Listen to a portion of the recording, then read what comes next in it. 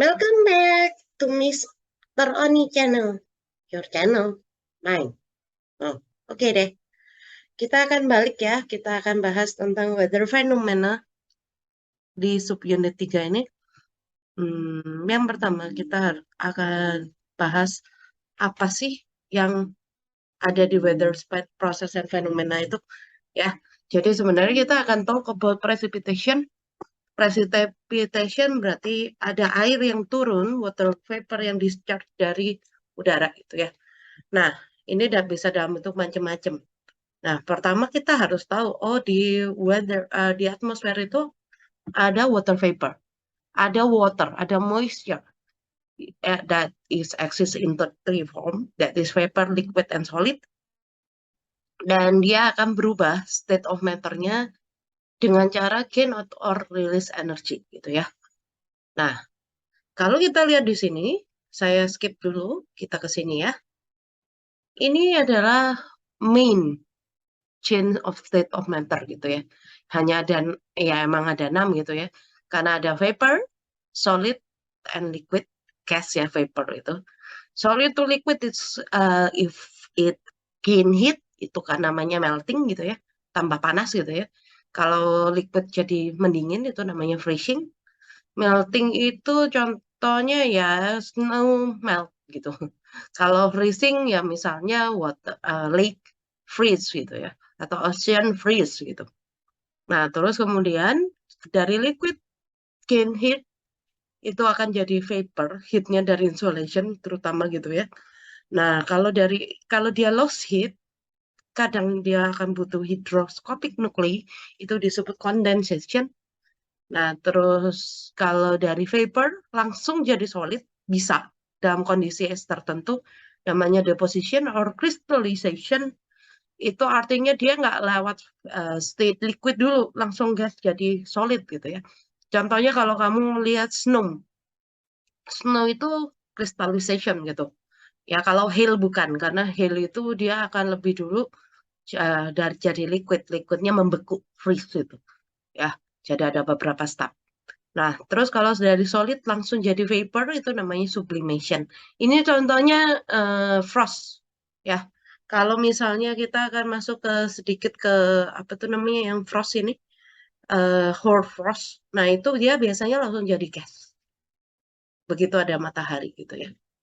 Oke, kita ke siklus air dulu ya. Di mana dia suhu paling berat, density-nya paling berat itu di 4 derajat Celcius. Gitu. Jadi es itu kalau kamu perhatian selalu ngapung di atas permukaan air. Nggak pernah ada es yang nggak mengapung di permukaan air. Itu impossible gitu. Karena apa? Dia crystallize. Jadi ada rongga. Jadi sebenarnya kalau dia membentuk es, kurang lebih itu seperti ini nih. Ini air ya. Air itu punya sedikit muatan gitu ya. Haknya kurang besar sih. Ya, O-nya kurang gede, haknya kegedean gitu ya. Nah, kalau kita bisa lihat, ini water. Ini slightly negative, ini slightly positive, this one is slightly negative. Nah, waktu dia membentuk es, sebenarnya dia itu akan membentuk kayak seperti segi 6 begitu. Jadi tiap ada molekulnya di tiap ujungnya. Makanya ininya bolong. Lah, kalau ininya bolong, otomatis dia akan sedikit enteng dong. Dan nya jadi gede gitu. Nah, tapi itu bukan hal yang penting-penting amat gitu ya. Saya cuma mau kasih tahu kamu aja, es pasti mengapung. Tapi kalau dia sudah mulai melting, dia akan mendekat kembali gitu. Makanya di 4 derajat itu density-nya paling gede. Makanya air kalau dingin, nggak cuma air sih. Semua kalau udaranya dingin gitu ya, partikelnya mendekat, dia akan sink gitu ya. Nah, terus kalau kita mau lihat nih tadi ya, siklus air ya. Yang pertama kita akan lihat kapan dia tambahin water vapor into the atmosphere gitu ya. Di atmosfer itu tadi ada moisture gitu ya. Moisture-nya mostly dalam bentuk water vapor. Ya, kalau yang bukan vapor biasanya di darat nih. Ini dalam bentuk ya water, ocean, lake gitu ya. Oke, ocean or lake. Ini saya gambar gunungnya di sini. Nah, gunungnya nggak di tengah laut sih. Well, Ocean or lake karena kena insolation dia akan lakukan yang naik suhunya, ya. Naik suhunya dia akan berubah dari liquid into gas. Ya, ini prosesnya namanya evaporation. Oke. Selain evaporation yang nambahin water vapor itu adalah yang di sini nih. Kalau ini ada pohon, plant itu akan do yang namanya transpiration. Ini sama nambahin water ya. Nah, kalau misalnya transpiration, terus dia ngendep di sini, apa tuh namanya? Dia ngembun lagi condensation, terus dia kena matahari, dia evaporate lagi namanya evapotranspiration. Jadi itu sebenarnya kayak tambahan antara transpiration dan evaporation gitu ya. Nah, ini add water vapor into the atmosphere. Nah, yang kurangin apa? Semua vapor tadi, dia kalau ada condensation nuclei gitu ya, dia akan ke attack ke sini. Nah, terus dia akan membentuk awan. Ini namanya prosesnya namanya condensation gitu ya. Ini prosesnya condensation. Dia bentuknya liquid nggak? Ya gas yang masih nempel-nempel jadi satu. Terus jadinya meleleh gitu. Nah, condensation ini biasanya akan turun nih ke bawah. Nah, saat turun ke bawah, ini yang disebut sebagai, saya nggak suka kalau garisnya kurang rapi gitu ya. Ini yang disebut sebagai precipitation. Oke? Nah, precipitation itu bentuknya bisa apa aja? Oh, bisa macam-macam. Bisa rain, bisa hail, bisa snow. Tapi apakah precipitation hanya selalu yang dari awal? Enggak juga. Ada juga yang misalnya kamu lihat di permukaan, kok ada basah-basah di sini? Oh, itu ada dew. Terus misalnya ada hoarfrost. Terus ada misalnya fog. Nah, kita akan belajar semua ini. Nah, itu mengurangi water vapor dari si atmosfer itu. Yang precipitation ini, ya. Nah, saya balik ke sini. Oke. Nah, kita belajar hanya dua yang utama, evaporation dan condensation gitu ya. Evaporation itu apa sih? Occur when vapor pressure of water surface and vapor pressure in atmosphere itu lebih besar yang di water surface-nya, ya. Jadi kalau misalnya nih, kalau kita bisa gambarnya seperti ini. In atau land surface ini water ya. Water surface vapor higher than atmosphere pressure. Water vapor itu punya pressure karena dia punya berat. Semua benda ya punya berat gitu. Atmosfer, jelek banget tulisan saya. Vapor pressure. Nah, kenapa sih itu terjadi? Karena ini ada sinar matahari kan tadi ya. Nah, matahari itu kan akan otomatis membuat ini evaporate, ya. Jadi water vapornya itu di sini tuh banyak banget kalau kalau kamu lihat boiling gitu ya, didihin air panas gitu ya, kan dia berkutuk gitu. Nah, itu sebenarnya water vapornya ingin lepas ke atas. Nah, ini besar sekali, jadi dia dorong ke atas. Nah, ini yang disebut evaporation nih. Sedangkan yang di permukaan atmosfer itu rendah banget gitu loh. Kalau ini ada waternya juga, tapi lebih sedikit. Jadi dia kayak ya kalah gitu dorongannya. Kalau condensation kebalikannya, di atmosfer itu lebih tinggi gitu ya, vapor pressure-nya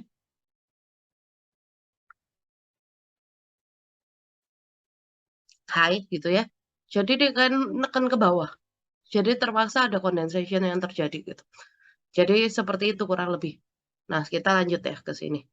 Ya, oke, vapor pressure of water surface and vapor pressure in the atmosphere itu ketinggian yang di water surface.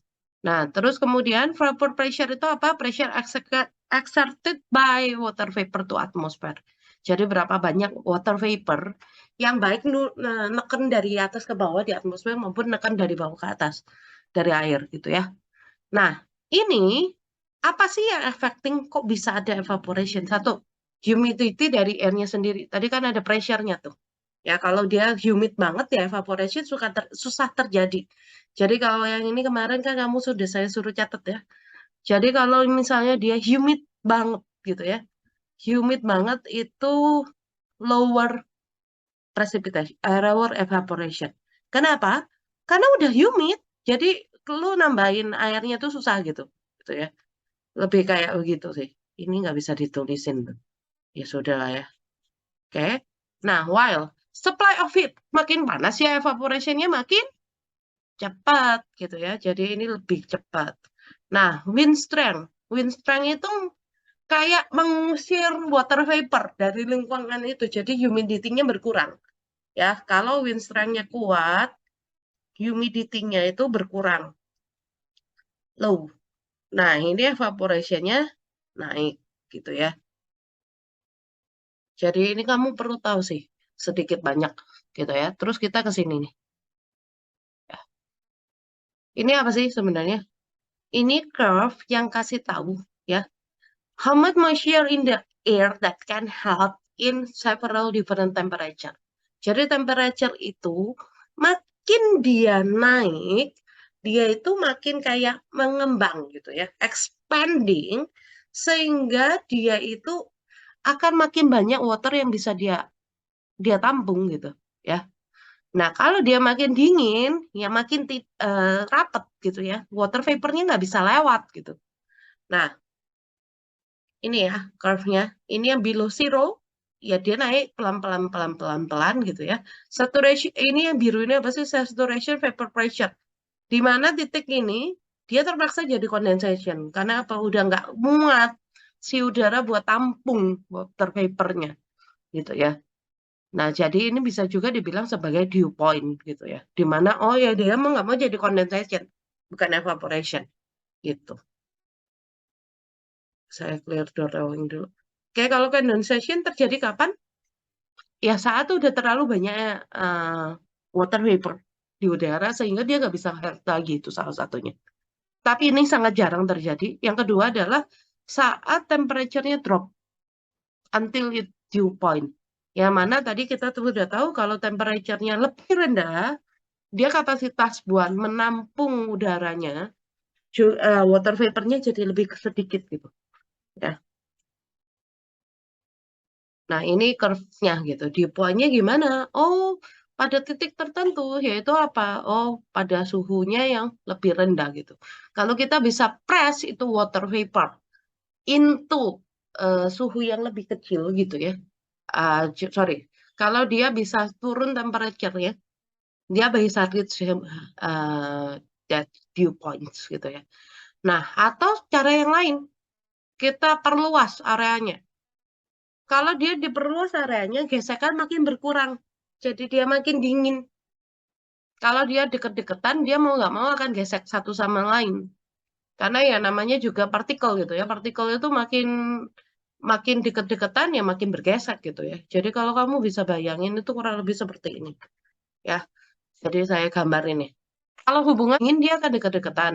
Ya, kalau panas itu dia menjauh gitu. Jadi water vapor itu bisa nyisip di antara ini. Lebih banyak gitu ya kalau temperatur.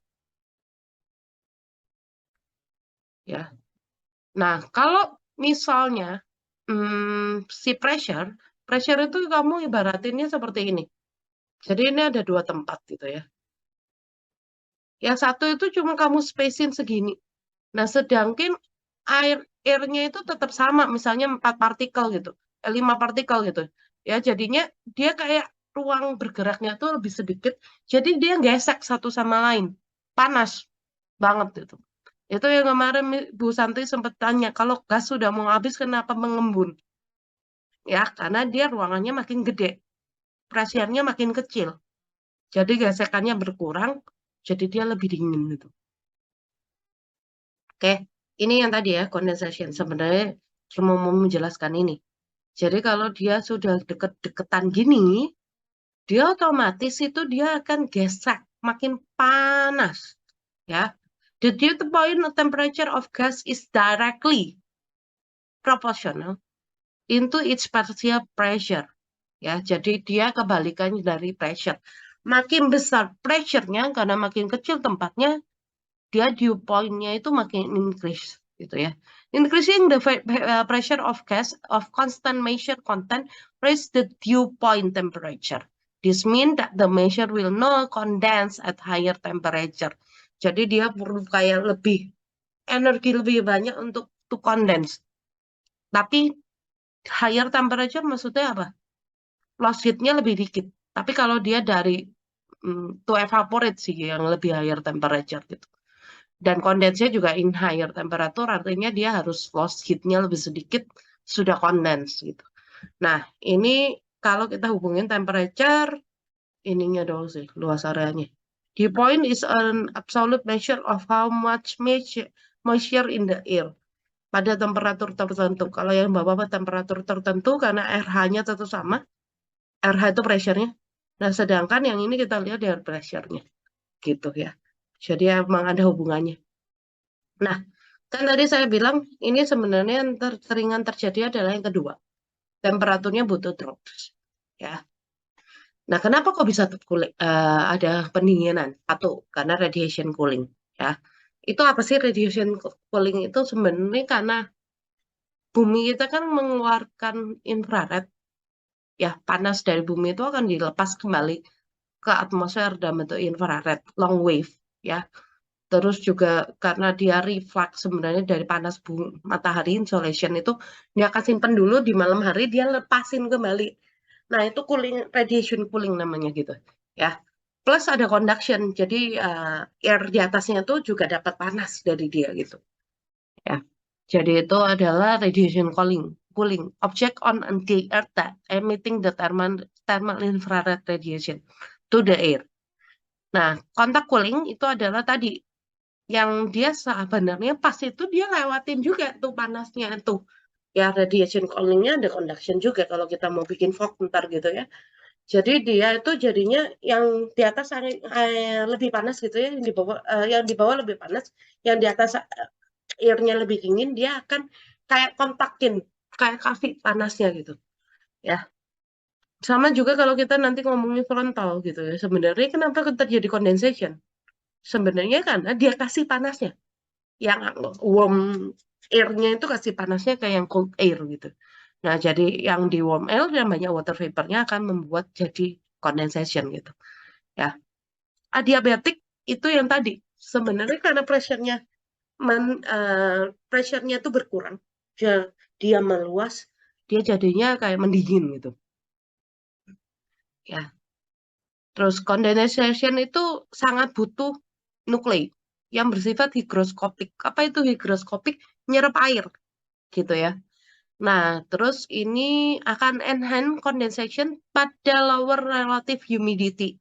Jadi biarpun dia nggak humid amat untuk bisa condense atau dia nggak panas pak, nggak dingin amat, dia bisa condense gitu. Ya. Nah ini sebenarnya ini apa sih? Oh ini hubungan dari temperature sama proses altitude-nya gitu ya. Jadi temperature itu kan tadi makin panas dia akan lebih banyak bisa tampung uap air. Jadi condensation itu susah terjadi. Makanya kita butuh yang namanya hygroscopic nuclei gitu ya. Nah, terus habis itu dia kalau mendingin, ini akan dia terutama kalau dia ini soal pressure gitu ya, adiabatik gitu ya. Ya, di sini ada adiabatic collapse. Artinya apa? Oh, dia itu melebar. Jadi pendinginannya karena pelebaran gitu. Ya, sampai di sekitar 1000. Nah, kalau di atas ini dia juga melebar, tapi maksudnya lebih kayak apa ya, pada kondisi yang lebih dingin gitu. Ya, jadi seperti itu. Jadi kayak begitu hubungannya antara temperatur sama pressure sebenarnya gitu. Ini tadi kita sudah bahas. Oke. Nah, precipitation itu apa sih? Kalau water vapor-nya di-flat, lepas dari atmosfer, in the form of it. Ya, jadi dia lepas dari atmosfer. Kenapa saya tadi tulisnya soil, saya juga nggak ngerti. Ya, ini prosesnya namanya precipitation. Itu dalam bentuk rain, hail, snow. Ini tiga. Yang pertama butuh awan. Dia butuh kayak intermediate brutal cloud gitu ya. Dew and hoarfrost and also fog itu nggak butuh awan gitu ya. most proses ya tadi yang saya bilang ya. Nah, sebenarnya bedanya apa sih? Bedanya ada pada ukuran ya. Kalau dia misalnya yang namanya drizzle, drizzle itu kurang dari 0,5 mm. Nah, kalau raindrop itu 0,5 sampai 2 mm. Kalau hail itu di atas 5 mm, gede esnya gitu ya. Terus kalau snowflake ya gede banget gitu ya.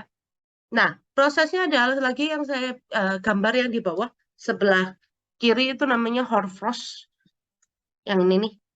Ini terjadi kalau misalnya dia langsung dari vapor jadi solid di ground gitu ya. Nanti saya jelasin kok bisa terjadi hoarfrost ya. Itu kayak dew, tapi ini lebih ekstrim gitu. Kalau dew kan dari water vapor ke water juga gitu, ke liquid gitu. Nah, kalau snow ini langsung ya crystallization, sleet itu snow yang melting ya. Terus kalau hail itu sebenarnya adalah freezing rain. Jadi dari liquid dulu jadi jadi solid gitu ya. Kalau sleet itu kebalikannya. Dari gas langsung ke solid, solid ke liquid gitu. Itu sleet. Kalau rain apa? Ya rain hujan biasa sih ya, condensation gitu ya. Nah, radiation cooling itu kapan terjadinya? Dia terjadi pada saat calm evenings. Kenapa? Karena biar humidity-nya maksimum. Gitu ya. Gak ada angin, kalau ada angin humidity-nya dikacauin sama si angin. Terus dia need clear sky to get maximum radiation. Biasanya di autumn atau di summer kalau di negara 4 musim gitu ya. Atau di daerah yang dia cukup dingin lah ya gitu. Nah, jadi dia itu sebenarnya kenapa kalau butuh clear sky? Ya biar infrarednya bisa lepas sebanyak-banyaknya ya. Nah, pada malam hari land surface itu mendingin dengan sangat cepat. Kenapa? Karena long wave radiation-nya itu lepas semua kalau dia clear sky ya. Terus air yang kontak sama ground-nya itu akan cooled langsung by conduction into the dew point. Karena tadi yang permukaan tanahnya itu masih rada lebih dingin, lebih panas, dia akan transfer heat-nya ke yang ke air-nya gitu, conduction gitu ya. Nah, condensation akan take place. Ini akan membentuk yang namanya radiation fog gitu ya. Dan dew juga. Dew itu adalah water droplets that form when the moist air contact with the cold surface. Kalau fog itu kayak awan tapi di permukaan gitu, bahkan lebih rendah daripada yang dia di level stratus gitu. Nah, ini yang membentuk radiation fog. Gitu ya. Fog sendiri ada 2 jenis. Satu lagi nanti ada juga yang lain. Nah, kalau awan sendiri, kenapa kok bisa terjadi? Awan itu mostly terbentuk karena adanya burgeon proses gitu ya. Burgeon proses itu apa sih? Sebenarnya selain burgeon proses ada ini. Nah, oke. Jadi sebenarnya seperti ini nih. Jadi ada 2 proses. Selain burgeon, ada juga yang disebut collision coalescence. Jadi collision itu apa sih? Ini loh, tabrakan, duk, itu collision. Nah, terus dia menggabung dengan yang ditabrak makin gede, itu coalescence namanya. Gitu ya. Jadi prosesnya itu sebenarnya seperti ini. Dia nabrak, terus dia gabung jadi makin gede. Kalau bergede, berat. Berat dia turun jadi hujan. Sedangkan kalau bergeon itu butuh yang namanya hygroscopic nuclei gitu ya. Kalau dalam kasus ini dalam bentuk ice crystal, ini yang pembentukan snow crystal flakes dan juga hail. Ini bentukannya kayak begini. Jadi ada es, ya nukleinnya berupa es. Es itu absorb water dan absorb kristal air yang water yang lain sehingga dia akan membesar gitu. Kalau udah besar ya berat, kalau berat jatuh gitu ya. Nah, berjam proses itu khusus yang di bawah 0 derajat. Kalau collision dan coalescence ya bisa di berapa derajat pun gitu, di awan gitu. Ya. Dan ini butuh hygroscopic nuclei tadi ya. Coalescence itu kayak apa sih? Kenapa kok bisa gabung? Karena dia itu kayak disapu jadi satu, sweeping ya. Nah, selain itu juga bisa karena dia ditarik oleh adanya muatan, khususnya di awan cumulonimbus itu. Dan plus water sendiri emang sedikit bermuatan kan. H plusnya, H-nya plus, O-nya negatif. Tadi saya udah jelasin dikit. Makanya dia membentuk kristal kalau beku gitu. Nah ini juga sekaligus dia bisa tarik temannya gitu ya. Nah ini coalition coalescent sama si condensation hubungannya apa? Kalau naik makin meningkat, di condensationnya akan makin meningkat sampai titik tertentu. Karena apa? Kalau udah makin gede ya dia mau nggak mau jatuh ke tanah gitu. Ya, ini yang tadi berjalan itu harus di bawah 0 derajat. Dia terutama collision, tapi bukan coalescentnya. Ya menambah gede juga, tapi dia khusus es gitu kalau berjalan. Es dan hill gitu, snow dan hill. Oke? Nah, cloud sendiri itu adalah saat airnya sudah kondens gitu ya sampai dew point, dia itu akan jadi satu gitu. Biasa kondens itu water droplets ataupun dia langsung crystallization jadi ice gitu ya. Nah, kalau sudah terlalu gede, ya dia turun. Bisa dalam bentuk hujan, dalam bentuk snow, ataupun hail. Gitu ya. Ini tipe-tipe awan kamu sudah pernah belajar lah. Ya, namanya kamu ya tahu aja lah. Cirrus itu weather gitu lah ya. Cumulus itu heap atau yang fluffy itulah. Stratus itu layer, dan sekaligus stratus artinya rendah. Nimbus itu rain bearing. Nimbus itu artinya hujan. Dia membawa rain. Ya, alto itu mid level, cirrus itu tinggi, gitu ya. Rain itu sendiri adalah hasil condensation water vapor dalam bentuk water vapor into liquid, ya, in the condensation nuclei. Nah, itu sekitar 0,5 mm sampai 5 mm ukuran si dropletsnya. Ya, kalau drizzle di bawah 0,5 mm. Nah, ini tipe-tipe dari rain. Saya akan pindah ke pin. Yang pertama adalah convectional rain atau di dalam bahasa Indonesia disebut sebagai zenithal rain. Ini sangat common di tropis di negara kita, ya. Karena ini kamu disebut nih, especially in yang ITCZ, ya, intercontinental convectional zone gitu ya, di tropis gitu, di ekuator di 0 derajat. Ya, dan sangat common untuk membentuk cumulonimbus karena airnya naik ke atas secara vertikal. Jadi ini movement airnya vertikal, bukan horizontal. Gitu ya. Saya ke sini, saya hapus dulu. Jadi intinya seperti apa sih? Intinya kayak begini. Ya, kalau kita ngomongin yang tadi ya, konveksional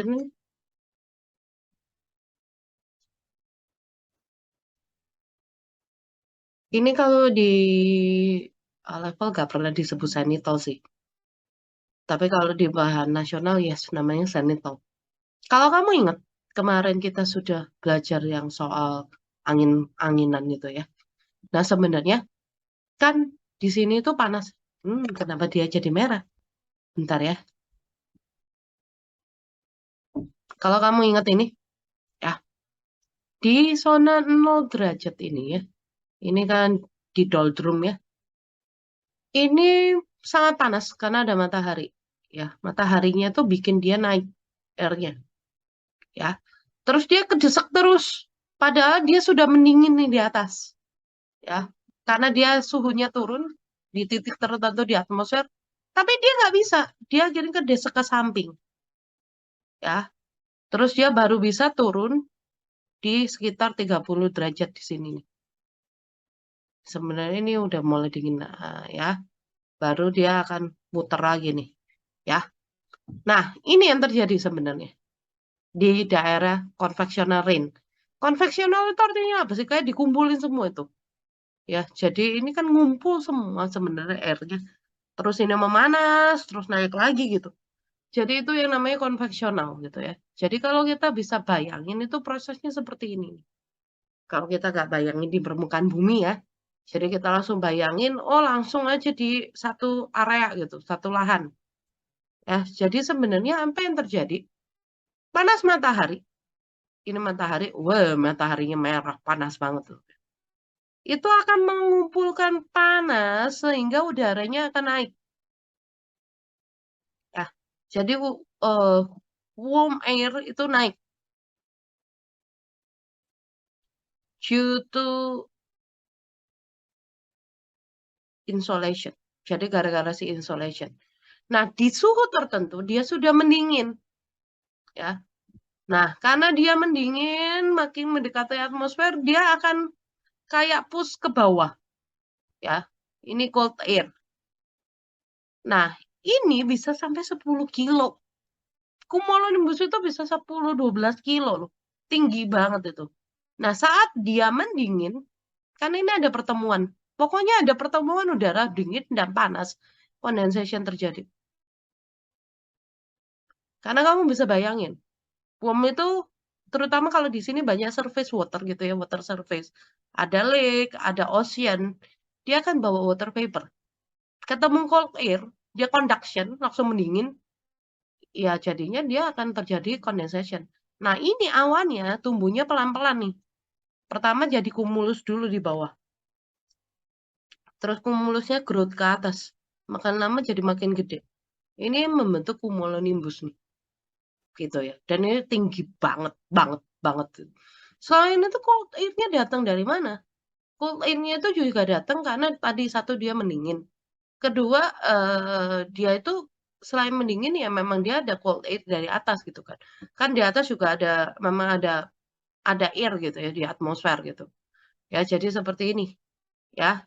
Ini further action cause more expansion and more cooling. Jadi karena dia naik terus-terusan, dia makin lama makin mengembang panas karena panasnya. Nah, expansion itu membuat gesekannya berkurang, makin dingin gitu.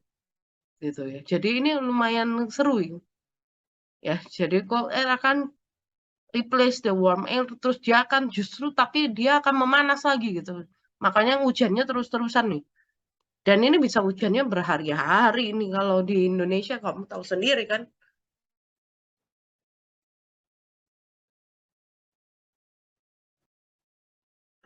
Oh dia nggak mau next ya. Oke, next. Yang namanya hujan frontal. Kalau hujan frontal beda lagi, tuh ya.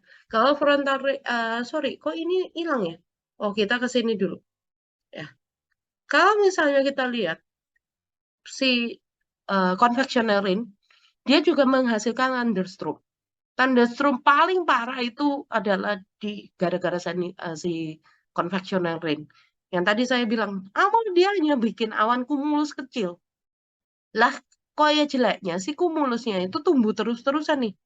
Jadi awalnya itu dia cuma bikin si kecil ini doang, terus dia tumbuh. Nah, saat dia tumbuh, ya, ini kalau udah begini itu biasanya udah hujan. Tapi hujannya masih kayak baru rintik-rintik gitu. Nah, kalau sudah dia tumbuh, dia kan tetap makan warm air. Nah, warm air-nya mendingin di titik tertentu, terus dia turun lagi sing. Karena yang cold air, emang nature-nya akan sing, karena dia density-nya tinggi gitu ya. Nah, ini terus berputar, berputar, berputar. Kalau yang ini biasanya hujannya bures banget. Dan sampai membentuk kayak ada awan datar di atasnya, namanya anvil. Gitu ya. Ini apa yang terjadi sebenarnya? Rapid precipitation karena naiknya cepat. Jangan kamu bayangin kok naiknya pelan-pelan. Enggak. Dengan high water content karena tadi di sini banyak air gitu ya yang dibawa ke atas terus mendinginnya cepat gara-gara perubahan suhu di atmosfer yang kamu bisa lihat di subunit sebelumnya. Terus jadinya ini unstable environment-nya. Jadi hujan turun. Nah, kalau dia sudah habis lama-lama water contents-nya, dia banyak kan yang ke bawah daripada yang ke atas gitu. Nah, ini yang namanya dissipating stage gitu. Nah, ini juga si cumulonimbus karena air-nya itu tadi naik terus-terusan gitu ya. Jadi karena awannya tinggi banget, waternya itu akan mengion. Karena ingat tadi water itu punya sedikit positif, sedikit negatif gitu ya. H plusnya sedikit positif, oksigennya sedikit negatif. Nah, karena dia dekat sekali dengan matahari, dia tuh jadi ion, H plus dan OH min gitu ya. Jadi water itu bisa jadi OH plus dan OH min. Jadi kalau saya gambarin kurang lebih begini. Karena kena matahari, ya, karena ini matahari ya, makin naik, dia lebih gampang mengion. Jadi tadinya si water itu, bentar ya, saya sea water itu bentuknya kayak begini, ya. Ini water ya, ini O-nya, ini H plusnya, gitu ya. Gede amat hanya. Dia akan mengion, jadi seperti ini. H plus sendiri, OH min sendiri gitu. Nah ini kan bermuatan, benar-benar bermuatan gitu. Ya, saya sih nggak minta kamu ngapalin nama sih. Ini hidrogen, ion, proton, ini hidroksida itu kalau dalam chemistry. Tapi ya well, you nggak perlu hafalin itu. Ini jadinya terlalu gampang. Nah, H plusnya, ground itu pada dasarnya kebanyakan bermuatan banyakkan yang positif, gitu ya. So therefore, dia akan tarik yang negatif itu ke bawah sebenarnya. Sebagian besar dia akan tarik ke bawah, ya, yang negatif, yang hidroksidnya, ya. Sedangkan yang di atas itu banyakkan yang positifnya. Tapi kenapa kok di sini bisa ada yang positif? Kadang karena hujannya kan bawa semua water vapor-nya. Ya mau yang positif, mau yang negatif bodo amat gitu. Nah, dia bisa jadi di tengahnya itu positif, ya. Nah, karena ini charge, ini anvil ya tadi ya kalau kamu mau tahu ini anvil namanya. Karena dia bercharge, kamu bayangin gitu ya. Dia positif, yang bawahnya negatif. Dia bisa dalam satu cloud yang sama nyetrum. Nah, itulah lightning gitu ya. Nah, atau kalau dia dua cumulonimbus deketan, dia bisa saling strum satu sama lain nih, lightning antar intra-cloud, intercloud gitu ya. Ini intra, ini intercloud. Nah, atau juga bisa jadi dia nyetrum ke bawah, ya. Karena apa? Oh, ini ada yang positif, yang ini negatif ya, ini positif jedor gitu ya. Ya sama gitu ya. Jadi itu bisa terjadi lightning karena itu. Dan ingat ya, thunder itu beda sama lightning. Kalau thunder itu suaranya yang ceder gitu ya, lightning cahayanya. Dan pasti cepetan lightningnya daripada thundernya. Sebenarnya kenapa bisa ada thunder? Karena ada gesekan saat dia menghasilkan lightning itu, gitu ya. Jadi keren nih sebenarnya, keren banget nih. Nah, kita ke frontal rate. Kalau frontal itu ada warm front, ada cold front. Nah, kenapa terjadi kayak begini? Ini terjadi di daerah siklonik, justru di subtropis. Kalau yang tadi yang saya jelasin pertama itu di daerah tropis, ini kebanyakan di subtropis, dia bawa thunderstorm juga. Kayak tadi saya jelasin, sebenarnya dia akan membentuk cumulonimbus atau juga nimbus 100 gitu ya. Tapi hanya pada summer. Ya iyalah ya kalau terbentuk pada saat musim dingin ya aneh gitu ya. Mataharinya dari mana gitu ya. Nah ini yang terjadi sebenarnya. Jadi dia anginnya itu yang panas tadi itu datangnya itu secara rada miring. Kalau yang tadi yang konveksional itu dia ke atas, ini rada miring gitu ya. Jadi dia rada miring di sini. Nah dia ketemu angin dingin. Karena kan ingat di subtropis itu dia ada sink dari air di tropis gitu gara-gara yang pasat kemarin lah. Nah, airnya sink, terus dia ketemu sama angin panas gitu ya. Ini yang namanya cold front gitu ya. Nah, ini saat dia mendekati si coldnya, dia membentuk cumulonimbus, thunderstorm kan makanya. Nah, ini yang waktu dia turun, dia membentuk cumulus gitu. Nah, jadi ada angin yang kayak ketemu panas sama dingin, tapi dalam bersisian dan rada miring gitu. Nah, kalau yang tadi yang pertama, yang konveksional, dia tegak terus ke atas gitu. Nah, ini yang warm front, itu juga membentuk awan hujan. Tapi nggak selalu. Kadang dia membentuk cirrus mau nggak bawa hujan gitu. Gitu ya. Jadi ini yang naik, yang panas selalu naik, yang dingin selalu turun. Itu naturnya begitu soalnya. Ya, jadi jangan lu paksa, oh nggak boleh naik, nggak boleh turun, ya nggak bisa. Yang dingin kan selalu memang memang apa itu namanya padat ya, makanya dia akan sing gitu. Nah, kalau kamu lihat ya prosesnya kurang lebih bisa seperti ini. Jadi warm air itu rise. Kenapa kok dia bisa rise? Karena dia enteng. Kok bisa ada warm air? Ya orang during summer ya ada matahari dong. Mataharinya biar miring gitu ya. Makanya itu airnya miring karena mataharinya juga miring. Nah, sedangkan dia dapat cold air dari mana? Dari yang tadi, dari ekuator tadi gitu. Jadi warm air itu naik miring, cold air-nya itu turun miring gitu. Nah, jadi dia membentuk frontal, saling bertemu gitu ya. Jadi ada daerah yang jadinya heavy rain tuh pada saat tertentu ya. Nah, terus kemudian itu yang frontal ya. Kalau saya gambarin kurang lebih seperti ini. Saya hapus dulu.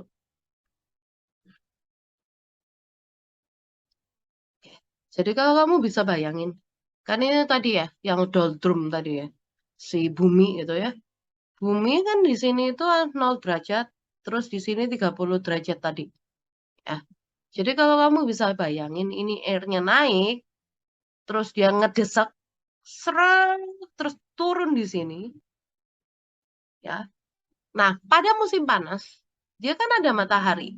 Tapi mataharinya itu posisinya rada mereng gitu ya. Jadi dia kayak, oke, dia emang panas gitu ya. Tapi dia miring gitu ya. Jadi makanya dia begini bentuknya. Nah, jadi kalau bisa kita lihat secara umum si frontal rain itu kayak apa? Makanya dia terjadi di daerah siklonik, di daerah subtropis dan ya kenapa? Karena kayak begini. Jadi kalau ini daratannya ya kurang lebih ini mataharinya tuh nggak pas tegak lurus gitu. Bentar.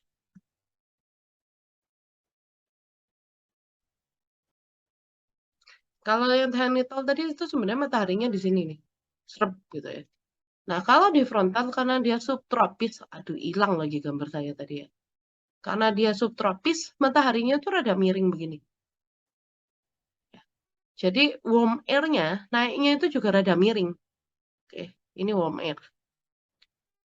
Sedangkan cold air ya, itu sebenarnya asalnya itu dari yang tadi itu. Nah, ini cold air-nya. Ya, cold air-nya juga rada miring ikutan. Nah, di sini terjadi condensation nih. Serak, serak, serak, serak. Ya, yang di sini membentuk cumulus, yang di sini membentuk cumulonimbus.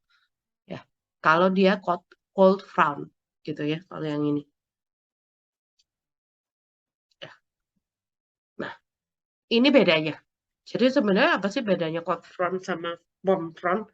Ya sebenarnya cuma dia menunjukkan oh dia membentuk angin yang awan yang mana. Kalau cold front dia lebih membentuk banyak cumulonimbus itu.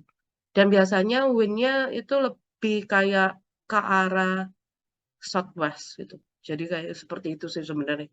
Ya ya gak penting-penting amat sih yang ini cuma just for your knowledge lah. Oke, next. Kalau orografi gimana? Ini khusus. Dia harus ada gunung, harus ada penghalang. Jadi karena dia ada gunung, yang warm air itu kayak nabrak gitu. Nah, karena dia nabrak, jadinya apa yang terjadi? Dia itu harus naik gitu. Jadi kalau orografik itu kayak hujan dipaksa gitu. Kenapa dipaksa? Dipaksa sama si gunung. Ya, jadi kurang lebih seperti ini. Saya gambar gunung dulu. Ini ada gunung, nah ini ada laut gitu ya, ocean. Nah, ini contohnya kayak begini. Ini matahari. Mataharinya kenapa gepeng? Matahari panasin laut, ya dong. Jadinya dia ada evaporation terjadi. Terus habis itu angin bertiup.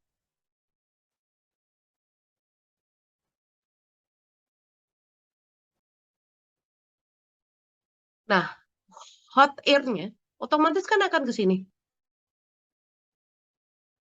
Nabrak. Waktu dia nabrak, dia harus mendaki gunung. Ya, karena dia mendaki lama-lama kedinginan. Kan saat dia daki, makin ke atas makin dingin tuh. Nah, karena dia mendingin, berarti dia kondens dulu nih di sini. Ya, jadi mendingin. Jadi kalau kamu lihat di sini, nih, warm air rise over high ground karena apa? Nabrak dia nggak bisa lewat terus. Terus dia mendaki. Air cooling karena apa? Mendaki terus. Cools and condense and forming the clouds, gitu ya. Nah, kalau kamu bisa lihat berarti di sini ada condensation. Ini karena airnya cooling and condense, dia membentuk hujan nih di sini. puncak gunung, makanya puncak sering hujan kan. Nah, sisanya udah kering ya. Makanya sisanya itu dia akan membentuk kayak ada air juga, wind gitu ya. Kalau dalam bahasa Indonesia-nya disebut angin fon. Tapi ini very dry wind. Makanya di sisi satunya gunung tidak ada hujan gitu. Kenapa? Karena ya kayak gitu. Karena udah habis di sisi yang satunya gitu hujannya. Kurang lebih seperti itu. Rain shadow namanya atau font gitu ya. Ini tadi lightning. Nah, kalau hail itu sebenarnya apa? Jadi raindropnya saking karena suhunya itu tinggi banget, cumulonimbus tadi suhunya itu mendingin banget gitu ya di atas. Yang atas ini very very cold, very very cold gitu ya. Jadi dia akan membentuk hail. Nah, terus apa yang terjadi sebenarnya sama ya. Dia harus ada super apa itu namanya hygroscopic nuklei. Tapi dalam kasus ini hygroscopic nukleinya itu dalam bentuk super cold droplets yang kita akan kerjain nanti buat final project kamu. Kita bikin super cold droplets. Nah, itu kayak es dimasukin ke air yang udah super cold. Nah, dia itu akan langsung nyatu jadi satu. Nah, karena dia membeku, berat gitu ya, dari water. Nah, itu berat. Makin lama makin gede, terus dia turun. Nah, itu kurang lebih hail itu seperti ini. Ya, dan dia itu di atas 5 mm. Lebih sering terjadi di mana? Daerah yang sangat panas. Di mana cumulonimbusnya itu tinggi banget. Gitu.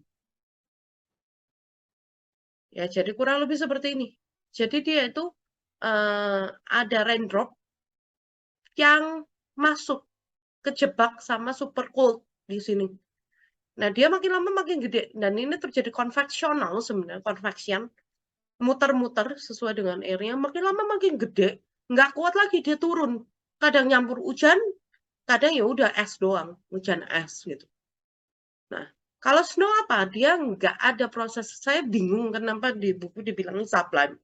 Karena menurut saya itu crystallization. Karena dia langsung freezing. Dari gas into solid gitu. Nggak pernah lewat liquid state. Kalau hail itu dari liquid dulu gitu ya, beda. Nah, makanya dia membentuk kristal dalam bentuk heksagonal. Yang saling attach satu sama lain membesar dan akhirnya jatuh karena berat. Nah, ini butuh kalau ground temperature-nya harus below freezing point, di bawah 0 derajat. Kalau nggak gitu, dia akan meleleh duluan. Itu bentuk slit gitu ya. Snow yang meleleh itu namanya slit gitu ya. However, yang namanya cold air tend to be drier. Lebih yang cold, kalau yang panas itu tend to be more water vapor karena kan dia melewati apa itu namanya melewati laut, melewati apa terus jadinya evaporation gitu. Nah, kalau yang cold air, apalagi dia memang jaraknya deket-deketan, water vapornya nggak bisa banyak, dry. Ya, jadi kayak begitu. Makanya snow rain itu lebih jarang daripada yang namanya hailstorm ataupun raining gitu ya. Karena dia emang kering gitu. Tapi ya di daerah tertentu tetap aja banyak gitu ya. Jadi ini yang terjadi sebenarnya air naik gitu ya. Terus membentuk cold clouds. Nah, terus habis itu dia sampai tinggi banget juga ya. Jadi super cool gitu ya. Ice crystal, terus dia ice crystalnya collide satu sama lain. Bukan water vapor yang collide, ice crystal. Nah, kurang lebih seperti ini. Dia tetap butuh mikroskopik nuklei ya. Mikroskopik nukleinya dikelilingi water yang membeku. Nah, terus dia akan membentuk heksagon gitu ya. Membentuk prisma gitu ya. Nah, terus dia akan mulai bolong, freckles gitu ya. Ada cavity-nya. Nah, terus dia akan mulai retak, terus dia akan membentuk seperti ini. Ya, sebenarnya kenapa sih? Karena beda suhu. Jadi kalau dia masih di sekitar 0 sampai -5, dia itu baru yang stage yang ini. Bentuknya kayak plate. Nah, kalau dia udah mulai mendingin lagi, dia mulai grow makin ke atas gitu. Dia akan membentuk kayak needles atau solid prisma. Nah, kalau sudah makin lebar, ya ini yang kamu kenal dendrites itu. Kalau dingin lagi, anehnya dia membentuk kolom lagi dan plates lagi. Saya juga nggak ngerti kenapa tuh. Nah, kalau fog itu sendiri apa sih sebenarnya? Ini cloud, tapi di ground level. Ya, Kalau dia lower temperature, lebih dingin gitu ya, ya lebih lower fog formation, jadi posisinya lebih di bawah. Nah, tapi wind bisa bantu kalau windnya vertical buat uplift that fog into stratus level. Ini sebenarnya maksudnya lower temperature di ground-nya, dia akan lebih bikin fog itu lebih bawah posisinya. Nah, kadang dia bisa bikin persistent fog yang disebut sebagai smoke. Smoke itu apa sih? Persistent fog gitu ya. Tapi ini juga bisa bukan gara-gara situasi yang colder, lebih dingin, jadinya nggak gampang dipecah oleh matahari ataupun oleh wind. Tapi bisa juga karena ada nuclei partikel yang lebih banyak. SO2 biasanya ini terjadi di industri gitu, ya. Karena banyak condensation nuclei. Ada dua jenis fog. Satu yang namanya radiation fog, satu lagi yang namanya advection fog, gitu ya. Kita ke radiation fog dulu. Radiation fog itu intinya dia terjadinya secara vertikal, ya. Jadi ini karena apa sih? Karena radiation cooling. Radiation cooling lepasin panas ke atas, ya. Nah, tapi pada saat yang bersamaan juga ada conduction, gitu ya. Ini terjadi hanya pada calm evening. Kenapa tadi yang saya ngomong sebelumnya? Oh, dia kalau nggak calm evening, yang terjadi adalah eh, dia ya bubar jalan kena angin, humidity-nya. Clear sky. Kenapa clear sky? Ya biar radiation coolingnya maksimum gitu ya. Dan biasanya often di valley bottoms karena dia itu kumpulin humidity. Karena sekitarnya kan gunung. Jadi humidnya di situ semua dan pasti calm kalau di valley bottoms gitu.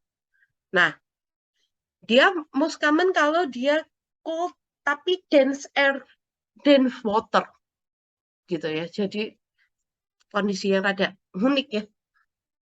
Dia sangat dingin tapi density-nya tinggi, waternya banyak, water vapor-nya banyak. Dan terjadi pada dawn di senja gitu ya, dan di sunrise. In summer or autumn. Terutama di anticyclonic condition, di mana low wind condition. Anticyclonic di sini itu sebenarnya bukan cyclone yang kamu kenal di subtropik, tapi lebih kayak low wind movement and high pressure gitu ya. Nah, intinya prosesnya apa sih? Land surface-nya itu hilang ya heat-nya karena radiation cooling gitu ya. Nah, terus habis itu ada air yang lewat di sini. Nah, air yang lewat itu bersifat rada panas. Jadi dia kayak dapat dinginnya dari si surface.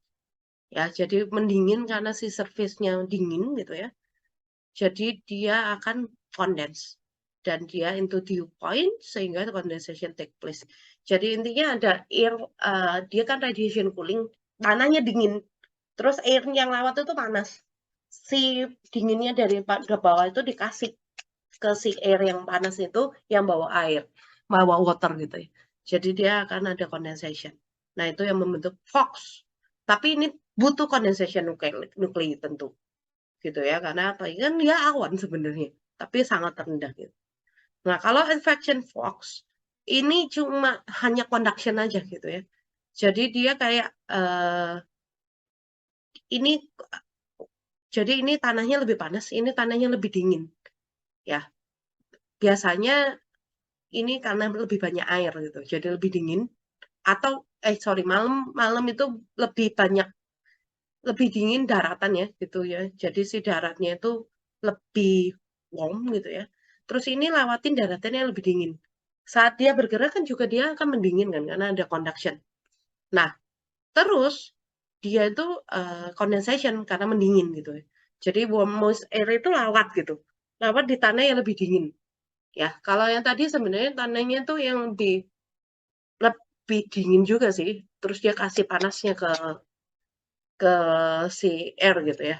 Nah, kalau ini dia melewati tanah yang lebih dingin, jauh lebih dingin, karena misalnya, oh dia surface yang lebih kayak air gitu ya, awalnya gitu, ya lebih panas gitu.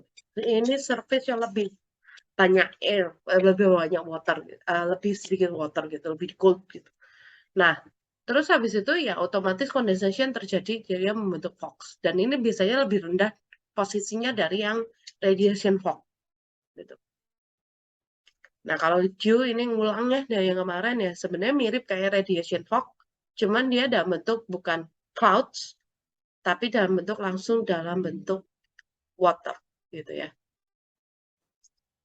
Ya, kayak begitu. More humid, more dew. Jelas. Ya, sudah. Yang unit 1-3 saya nggak, 2-4 saya nggak bikin videonya ya. Karena itu gampang, cuma greenhouse gas.